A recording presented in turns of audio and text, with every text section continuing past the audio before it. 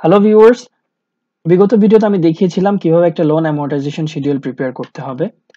আজকে দেখাবো লোন অ্যামortization শিডিউলে যে আমরা পেমেন্টস গুলো ক্যালকুলেট করলাম, টোটাল অ্যামাউন্ট পেমেন্ট, তার মধ্যে ইন্টারেস্ট অ্যামাউন্ট, প্রিন্সিপাল অ্যামাউন্ট, এইগুলো আমরা কিভাবে রেকর্ড করব।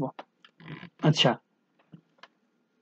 আমরা গত ভিডিওতে দেখিয়েছিলাম এক্সেল শিট ইউজ করে, এক্সেলের ফর্মুলাস ইউজ করে কিভাবে আমরা লোন অ্যামortization শিডিউল ক্যালকুলেট করতে পারি। এখানে আমাদের এটা ছিল হচ্ছে গিয়ে ইনস্টলমেন্ট অ্যামাউন্ট, অর্থাৎ এত টাকা আমাদেরকে, এত ডলার আমাদেরকে প্রতি মাসে মাসে দিতে হবে। এর থেকে এর মধ্যে 300 হচ্ছে আমার ইন্টারেস্ট, 1059 হচ্ছে আমার প্রিন্সিপাল অ্যামাউন্ট, অর্থাৎ একবার পেমেন্ট করার পর আমার লোনটা হয়ে যাবে 970,941। সেকেন্ড টাইম পেমেন্ট করার পর আমার লোন হবে 69,878। থার্ড টাইম পেমেন্ট করার পর 68,811। এভাবে প্রতিবার পেমেন্ট করার পর আমার লায়াবিলিটিটা ডিক্রিজ হতে থাকবে, লোন অ্যামাউন্টটা কমতে থাকবে এবং এইদিকে ইন্টারেস্ট চার্জ হতে থাকবে প্রফিট অ্যান্ড লস স্টেটমেন্টে। চলুন কুইক বুকে গিয়ে দ্রুত দেখিয়ে দিই কিভাবে ইন্টারেস্ট এবং প্রিন্সিপাল পেমেন্টটা রেকর্ড করব। আমি বলেছিলাম আমাদের বাকিতে পারচেজ ছাড়া অন্য যে কোনো ধরনের পেমেন্ট করতে হলে আমরা এখানে, এটা যেহেতু ব্যাংক থ্রুতে পেমেন্ট করবো, আমরা চেকে যাব। চেকে যাওয়ার পর আমরা কাকে দিচ্ছি, লোন প্রোভাইডার নাম ক্রিয়েট করেছিলাম, রাইট, লোন প্রোভাইডার। এবং এই যে এই ব্যাংক থেকে আমাদের পেমেন্টটা হবে। পেমেন্ট ডেটটা ছিল, আমি প্রথম মাসের পেমেন্টটা করব জানুয়ারির 31 তারিখে অথবা ফেব্রুয়ারির 1 তারিখে। দিলাম ক্যাটাগরি, এটা কোন ধরনের, এখানে একটা হচ্ছে আমার ইন্টারেস্ট। ইন্টারেস্ট এক্সপেন্স আমি পেমেন্ট করব, কত ইন্টারেস্ট এক্সপেন্স দিব 300। তো ডেসক্রিপশন আমরা লিখতে পারি ইন্টারেস্ট অন লোন পেয়েবল, এটা হচ্ছে আমার ডেসক্রিপশনে দিলাম। কত পার্সেন্ট মান্থলি ইন্টারেস্ট 300 ছিল 72-এর উপরে। এই যে এখানে যে পেমেন্টটা করেছিলাম আমরা, সরি ক্যালকুলেশনটা করেছিলাম, ওই ইন্টারেস্টের রেকর্ড দিলাম। এট দ্য সেম টাইম আরেকটা অ্যাকাউন্টে যাবে, সেটা হচ্ছে ব্যাংক থেকে অ্যামাউন্ট কমে কি কমবে, আমার লোন পেয়েবল। যেহেতু 300 ইন্টারেস্ট, বাকিটা আমার প্রিন্সিপাল। আমরা জানি প্রিন্সিপাল অ্যামাউন্ট পরিশোধের মাধ্যমে লোন লায়াবিলিটি কমে যায়, তাহলে এখানে যে প্রিন্সিপাল অ্যামাউন্ট আমরা ক্যালকুলেট করেছি 1059, সেটা যদি আমরা এখানে ইনপুট দেই 1059, আমরা কি হয় দেখব। এটা চার্জ হবে ইনকাম স্টেটমেন্টে এক্সপেন্সটা, এবং এটার মাধ্যমে আমার ব্যালেন্স শিটের লায়াবিলিটি ডিক্রিজ হবে 1059। দেখুন চেকে এসে এখানে পেইটা ক্লিক করলাম, যেটা দিয়ে আমরা লোনটা রেকর্ড করেছিলাম ওর নামই দিলাম, ওই নামটাই ইউজ করলাম। তারপর এখানে আমরা যেই ব্যাংক থেকে পেমেন্টটা করছি ওটা দিলাম, যে ব্যাংক থেকে আমার লায়াবিলিটিটা হ্রাস পাচ্ছে লোন অ্যাকাউন্ট, ওটা দিলাম। এরপর পেমেন্ট দিলাম, জানুয়ারির প্রথম পেমেন্টটা দিলাম। দেওয়ার পরে আমি ব্যালেন্স শিটে যেয়ে দেখবো আমার লোন লায়াবিলিটি 7941 হয়েছে কিনা। আচ্ছা, আগে তাহলে সেভ করে ফেলি পেমেন্টটা। সেভ হয়ে গেল। দ্রুত একটু রিপোর্টসে যে ব্যালেন্স শিটের ব্যালেন্সটা দেখে ফেলি। এখানে আর বেশি সময় নষ্ট করার দরকার নেই, কারণ এখন কিন্তু আমরা নেভিগেশনে একটু ফাস্ট হয়ে যাওয়ার কথা।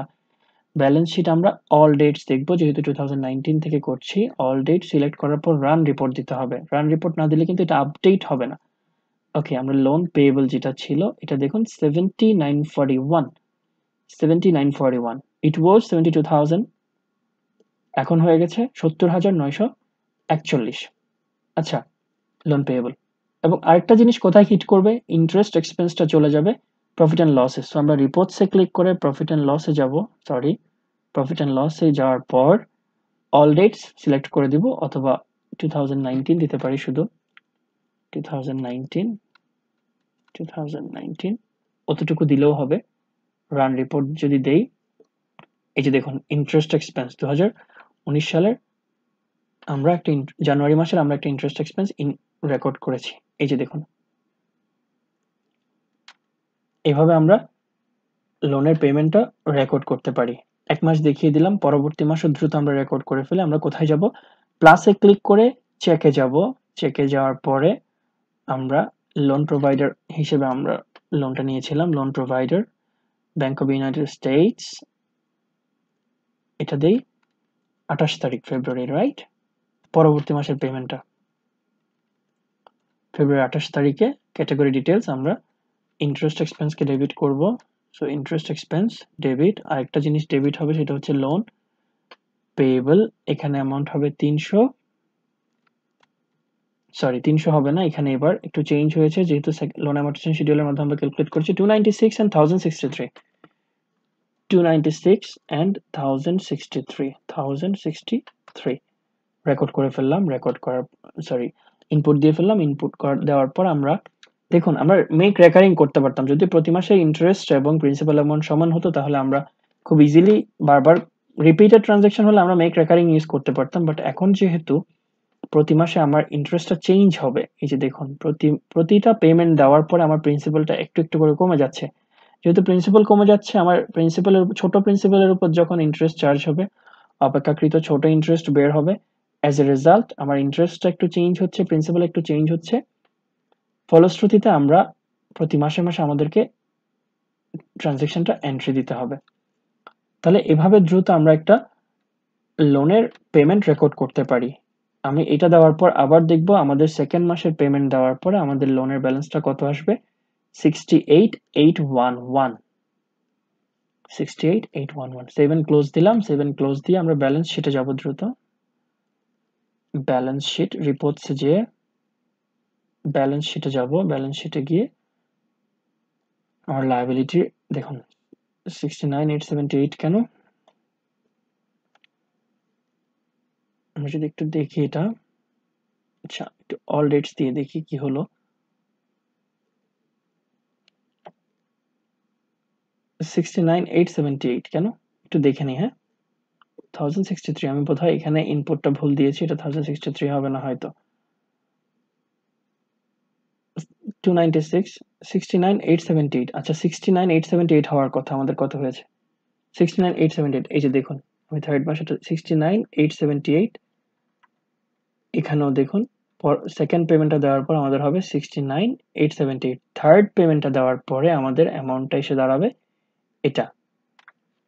আচ্ছা যেহেতু একটু সমস্যা হলো বলে মনে হয়েছে তাই আমি এটাও আরেকটু রেকর্ড করে দেই, 291 and 1068 একইভাবে যাব, প্লাসে যে চেকে যাব, আমি দ্রুত করছি কাজগুলো এবার। পে রেকর্ড করলাম, লোন প্রোভাইডার ছিল cash and cash equivalent bank of United States, payment ছিল একটা ইন্টারেস্ট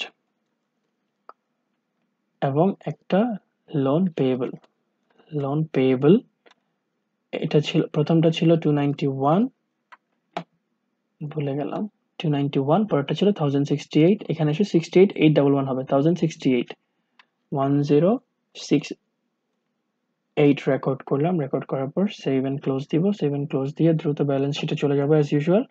রিপোর্টসে এসে ব্যালেন্স শিট এখানে আমি কিন্তু ফাস্ট করছি না, আমি তাড়াতাড়ি বলছি কারণ একই কাজ বারবার করছি, আপনারা যেন দেখে বিরক্ত না হন, প্লাস আমরা যেন কন্ট্রোল রাখতে পারি। এই যে 68,810 আর এখানে হচ্ছে 68,811, আমরা এখানে ফ্র্যাকশনটা ইউজ না করার কারণে এই যে দেখুন এখানে যে কমা ছিল এখানে পয়েন্টটা না দেওয়ার কারণে এখানে আমাদের 1 টাকা বা সামথিং বেশ কম হলো। এই যে দেখুন এই যে 10 টাকা 56 পয়সা আর এখানে আসলো বরাবর 10, আমরা পয়েন্ট না দেওয়ার কারণে পয়েন্ট সামথিং ডিফারেন্স হলো।